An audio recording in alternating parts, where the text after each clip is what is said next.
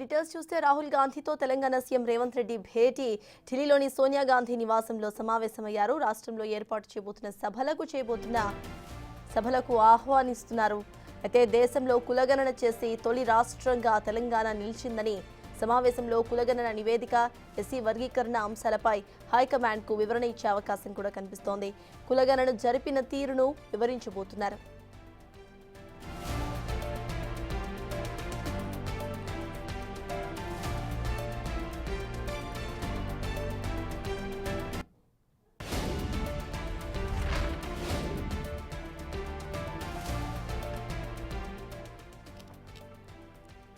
రాహుల్ గాంధీతో తెలంగాణ సీఎం రేవంత్ రెడ్డి భేటీ అయ్యారు. ఢిల్లీలోని సోనియా గాంధీ నివాసంలో సమావేశం జరుగుతోంది. అయితే రాష్ట్రంలో ఏర్పాటు చేయబోతున్న సభలకు ఆహ్వానించబోతున్నారు ఆయన. దేశంలో కులగణన చేసిన తొలి రాష్ట్రంగా తెలంగాణ నిలిచింది. సమావేశంలో దీని గురించి కూడా ప్రస్తావించబోతున్నారు. కులగణన నివేదిక, ఎస్సీ వర్గీకరణ అంశాలపై హైకమాండ్కు వివరణ ఇచ్చే అవకాశం ఉంది. ఇక కుల గణనను జరిపిన తీరును కూడా వివరించబోతున్నారు సీఎం రేవంత్ రెడ్డి.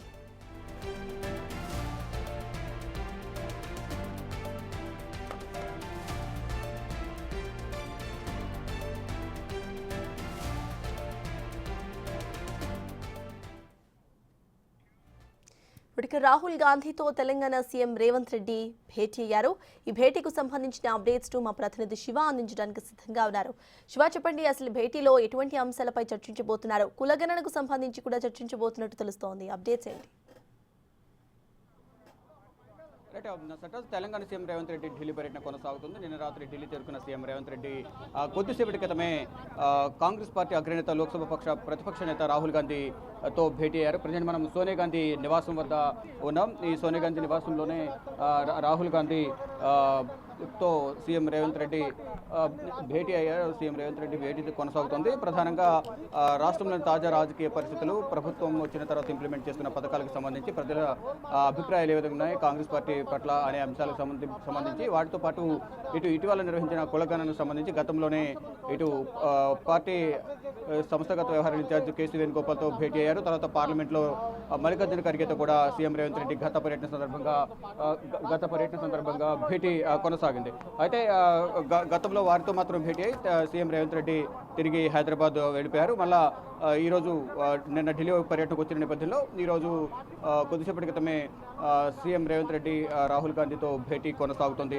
ఇటు కులగణనకు సంబంధించి పీసీసీ కార్యవర్గ కూర్పు సంబంధించి గత పర్యటన సందర్భంగా కూడా సమావేశం జరిగింది. అయితే ఇప్పుడు మళ్ళా తెలంగాణ కాంగ్రెస్ వ్యవహారాల ఇన్ఛార్జ్ మార్పు జరిగిన నేపథ్యంలో దీపదాస్ మున్సిని తప్పించి నూతన కాంగ్రెస్ వ్యవహారాల ఇన్ఛార్జిగా మీనాక్షి నటరాజును నియమించారు. మరొకసారి ఇక పీసీసీ కార్యవర్గ కూర్పుకు సంబంధించి కూడా హైదరాబాద్లో మరోసారి సమావేశమయ్యే అవకాశం కనిపిస్తుంది. పీసీసీ ప్రెసిడెంట్ మహేష్ కుమార్ గౌడ్ అలాగే దీపదాస్ మున్షి ఇద్దరు కూడా సమావేశమై మరోసారి పీసీసీ కార్యవర్గ కూర్పు గురించి ఇద్దరి మధ్య చర్చ జరిగే అవకాశం అయితే కనిపిస్తోంది.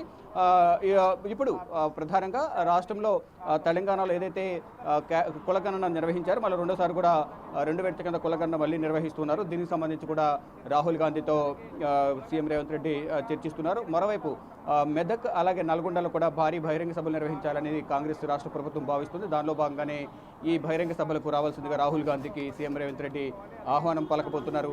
మరి ముఖ్యంగా పార్టీ అంతర్గత విషయాలపై కూడా ప్రధానంగా ఇద్దరి మధ్య చర్చ జరగబోతున్నట్లు కూడా తెలుస్తోంది. గతంలో ఏదైతే స్థానిక సంస్థల ఎన్నికలకు సంబంధించి కానీ మంత్రివర్గ కూర్పు ఇవంటి అంశాలపై కూడా ప్రధానంగా చర్చ జరిగినప్పటికీ దానికి సంబంధించి ఇప్పటి వరకు కూడా అధికారిక ప్రకటన అనేది రాలేదు. కానీ ఆఫ్ ది రికార్డ్ మాట్లాడుతూ సీఎం రేవంత్ రెడ్డి మంత్రివర్గ కూర్పు అనేది ఇప్పట్లో ఉండకపోవచ్చు అనే ఒక వ్యాఖ్య అయితే చేశారు.